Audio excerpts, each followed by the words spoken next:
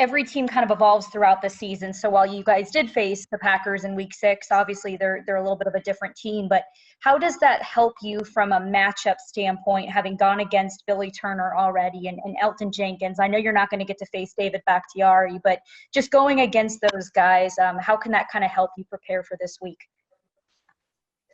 Yeah, we have some familiarity with them from a standpoint of obviously playing them earlier on in the season. As you mentioned, teams evolve and adapt and find ways to be successful, and the Packers have clearly done that. One, by winning the number 1 seed at NFC and having it go through their house while we're traveling to them. So from that standpoint, we got to go back and watch the film, how they were successful against the Rams this past weekend, understand some of the good things that we did against them the first time we saw them, and just see how they've changed and evolved to be playing at a high level. And what about, though, for you from a personal standpoint? How much can you go back and kind of rely on your notes that you kind of used, when you scouted those guys and even after you played those guys in week 6? Yeah, I think my notes and my the details that I've gone and the experience of being able to go back and watch that film. I've played against Billy Turner. I've practiced against Billy Turner, so I know him pretty well. Jenkins is a great offensive lineman, so I've seen a lot of things from him, being able to watch that game against the Rams. So we've got our work cut out for us nonetheless. Thanks so much. Mm-hmm. We'll go over to Joey Knight. Ndamukong, can you hear me okay? Yes, sir. Okay. Tampa Bay Buccaneer fans, generally Florida people. I'm a native Floridian. I can't imagine what it would be like to play in that kind of weather and those kind of conditions. So I ask you, as someone who has done it, is it as bad as it seems? What is the most difficult part of it, playing in that kind of weather? Playing in the cold, truthfully, is just a mindset when it really comes down to it. I've been to Green Bay from a standpoint of being negative 13. I think that was in 2013, 2014. So I've had some rough times being there where it's super cold, but some great times when it's a great football weather, 50, 60 degrees and breezy. So truthfully, it's just a mindset when you really get to it. And I look at it from a great perspective. We're going up there to go win a championship, and we have an opportunity to go and do that. So we're not going to let weather be a factor, no matter what the conditions might be. Thanks. We'll go to John Romano. Hey, Ndamukong. Devin White, after the game last night, talked about this team sort of finding its mindset in the last month or two of the season.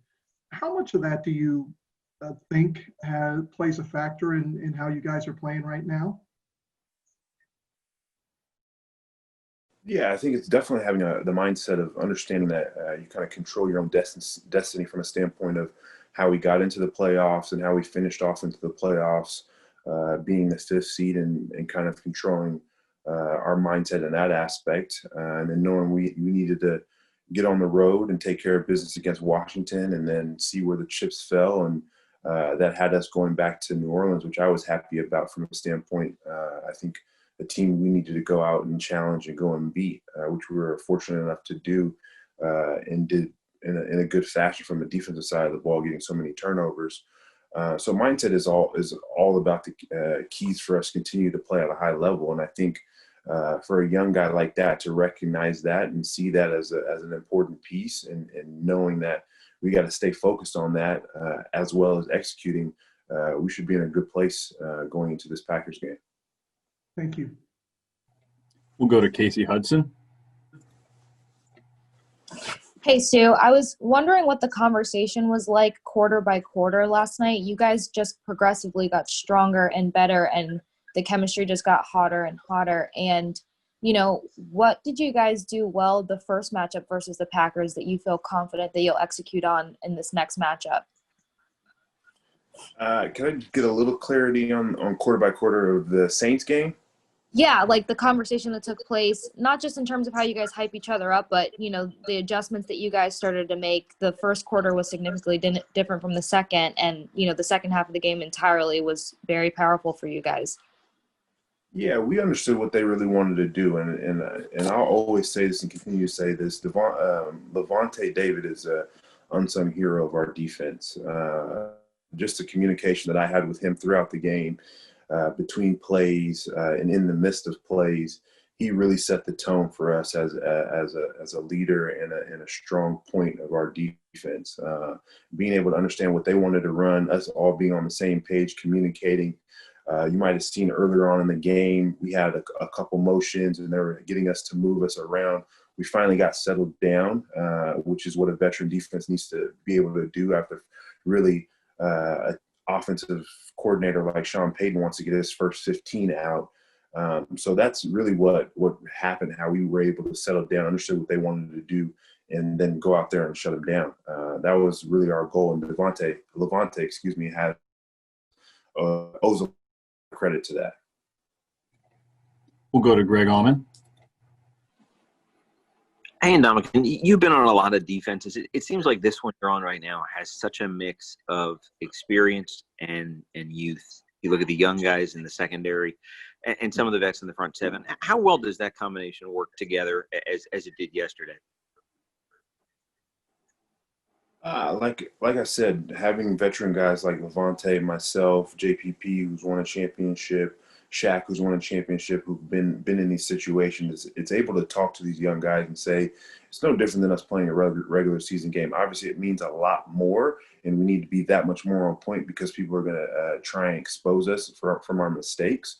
But just go out there and execute. And when you have an opportunity to make a big play, as Winfield did, as Sean Bunting Murphy did, like I gave that little man a hug after the game just because I'm so proud of him and the way he's handled his business and the things that he's really had to fight through. So from a standpoint, it's just being able to kind of encourage those guys and them get that feeling and get their feet wet and them understand how they can continue to grow through the midst of the success.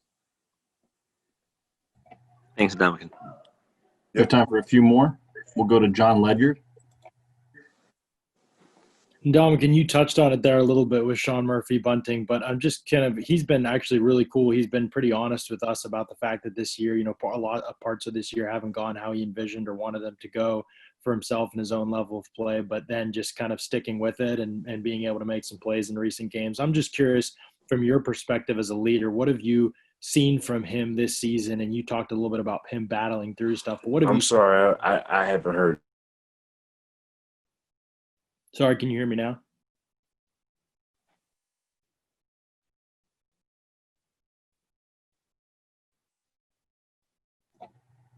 Sue, can you hear us?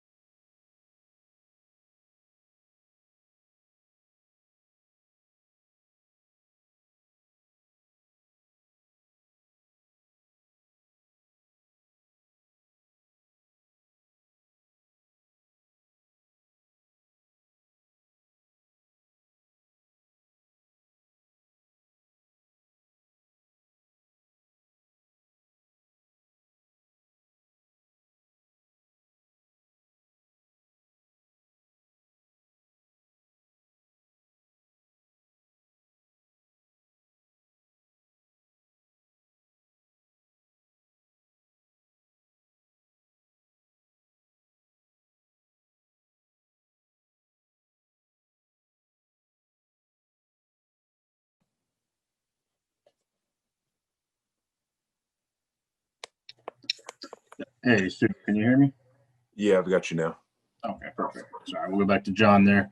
Just time for a Okay. few more questions. Yeah, no problem. And Ndamukong, I was just wondering about, you touched on it a little bit with Sean and just how he's kind of battled through some stuff this season. He's been honest with us, I think is really cool, how that this parts of the season haven't gone necessarily how he envisioned or wanted them to go, but his ability to kind of bounce back and make some plays in recent weeks. What can you say more about him and just what you've seen from his growth this season? Yeah, he's a young kid that had a pretty tremendous year, especially towards the second half of the year last year. And so seeing that success, I think he wanted to carry that on. And I understand kind of some of the things that he's gone through where he's just struggled a little bit from a standpoint of just different nuances that come across his table. And obviously we're in a pandemic year and whatnot, so it's a little bit, you've got some added things in there. So I think for a young guy like that, he's got to be able to have a short-term memory, especially being a corner.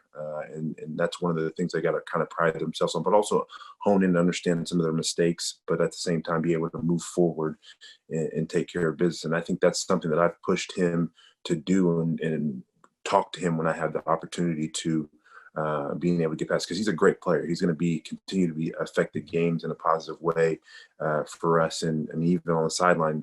Obviously, there's some frustration that happens, but you got to be able to push through those things.